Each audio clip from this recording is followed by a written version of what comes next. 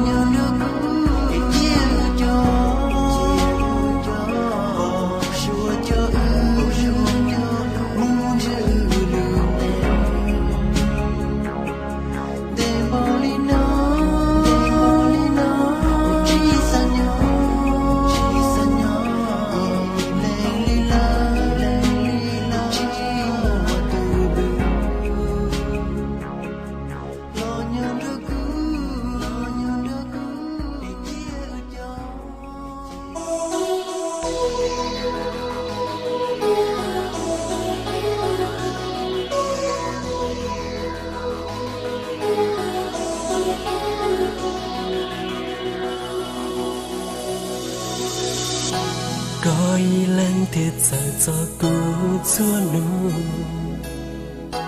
coi lên thiệt lòng bao tao cứ lưu xe tia lưu trong tia nữ sống lì ta kia cứ tao bao tia lưu nữ muôn ghê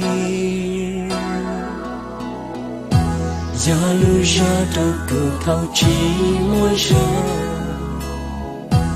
ya lưu tua quên chờ thâu cứ lưu xe cứ ya xóa bàn trời ta cứ lưu xe chúa rau thâu cứ chỉ sợ cái nhua xe nhìn qua trâu cứ lưu con tàu cha chúa luôn nhìn cái nữa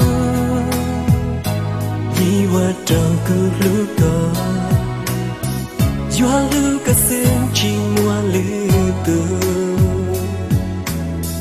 qua trâu chúa ya qua câu mua lòng nhìn đây lưu có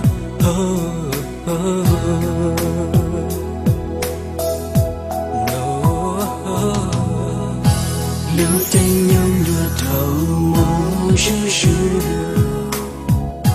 qua trâu cứ chỉ sang trâu để con vì tao nhau sẽ vì trứ lưu xa có cứ lưu con đâu trả lý khó cùng vì qua trâu cứ lưu con tàu cha xuân nhìn đây nữa đi qua trâu cứ lú cờ gió lú cờ sen chỉ mua lư cờ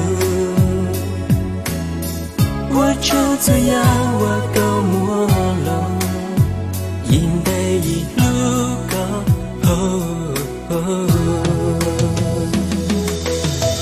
giờ lưu xin hơi yun đang bô lý chẳng nhưng chỉ muốn nuôi vui cho con trẻ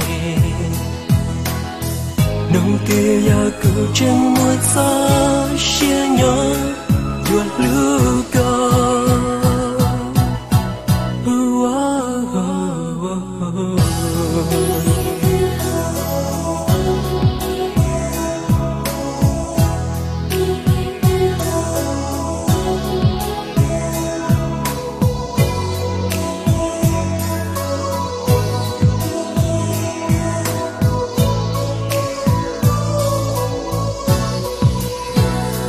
qua trâu cứ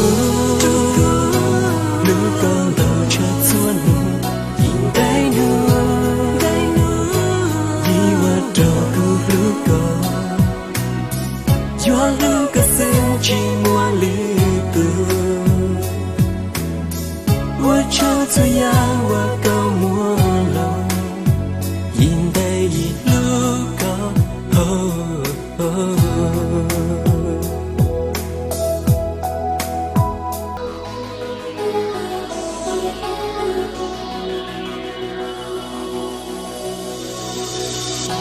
coi lên thiệt giờ cho cô xua nụ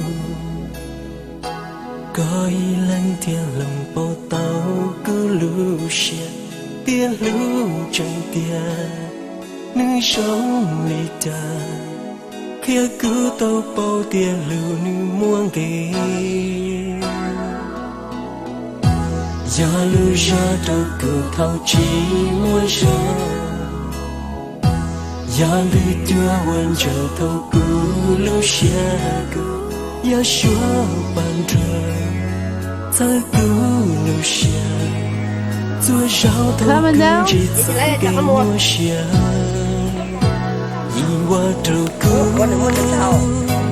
lưu con tàu cha xuân nhìn đây lưu quá hà ly rồi chị mà rồi chị nói cho chị muốn đi cho chào gió lư cờ sen chỉ mua lư tường qua trâu cho ya qua câu mua lòng nhìn đây lư có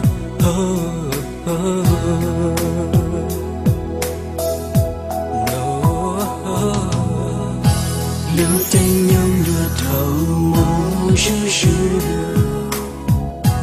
qua trâu cứ chỉ sang trâu để con vì tao nhau sẽ vì trứ lưu xe có cứ lưu con đâu trả lý khó cùng vì qua trâu cứ lưu con tàu cha xuân nhìn đây nữa vì qua trâu cứ lưu con gió lưu cờ sen chỉ mua lư tường qua trâu cho ya qua câu mua lòng nhìn đây lưu có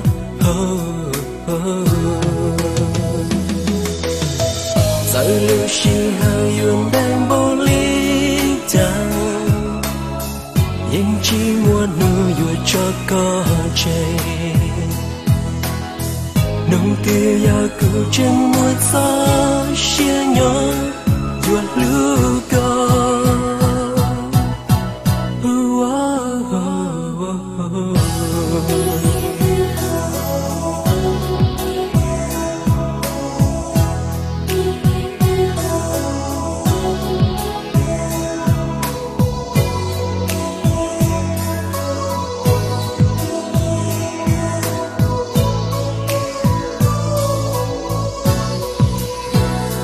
qua trâu cứ lưu con tàu cha xuân Dạ, biết. Jenny, just make sure you come back with Jenny. Make sure you come. Don't. As long as you don't sprain your ankle, then you don't like that, you're okay. So come down the other way. I think you don't. You come this facing the rock. I think you need to face the rock. Yeah. We'll guide you. Jenny, we'll guide you. Use your ass. Because you might slip. No. And then John can tell you where the steps are. Or the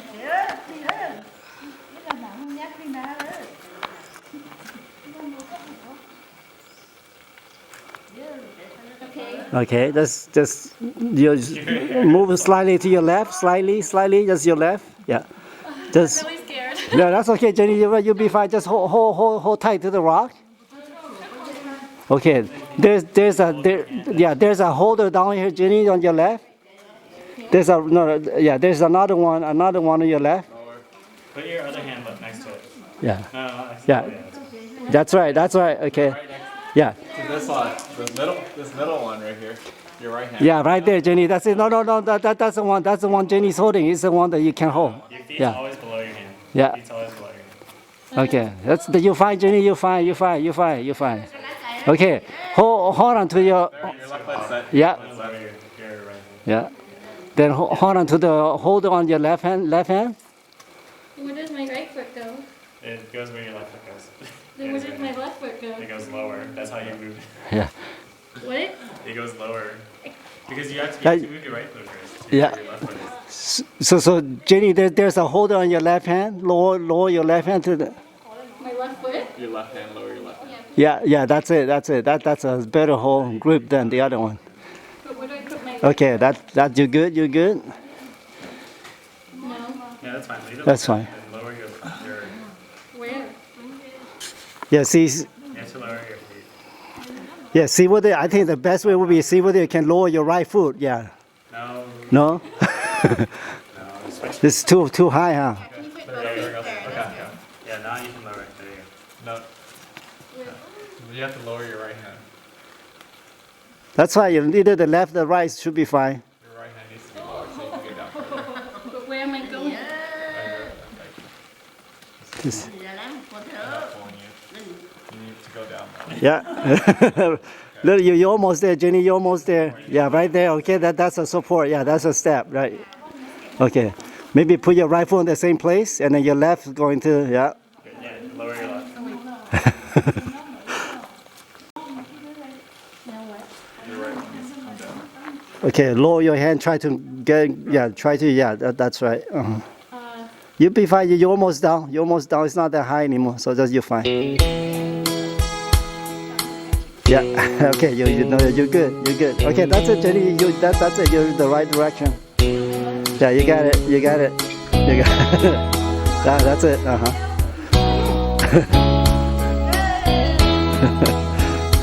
Yeah. Just hold on to that. Yeah. You're fine. Nuna chandundi kunyo ilang chan takasu jipaka yua hai kialang tu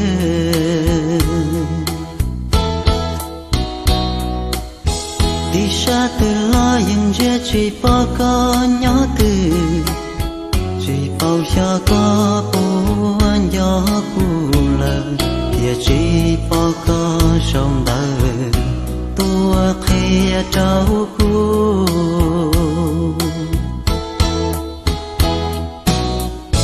hai khi con tia cuốn gió con lúc có y lăng tia tia giờ vua nhỏ khó tư lo yuan đi so kê có bù chúa tao có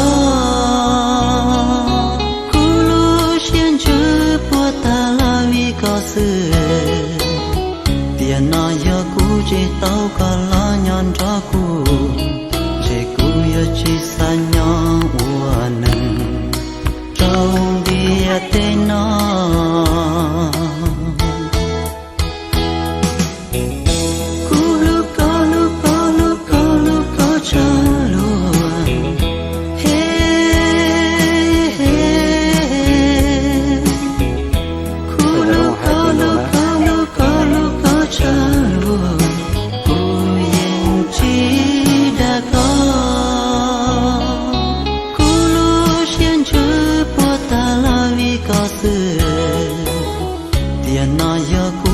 tao cả lá nhon ra cu chỉ cu yo chỉ sa nhau uan trong dia te na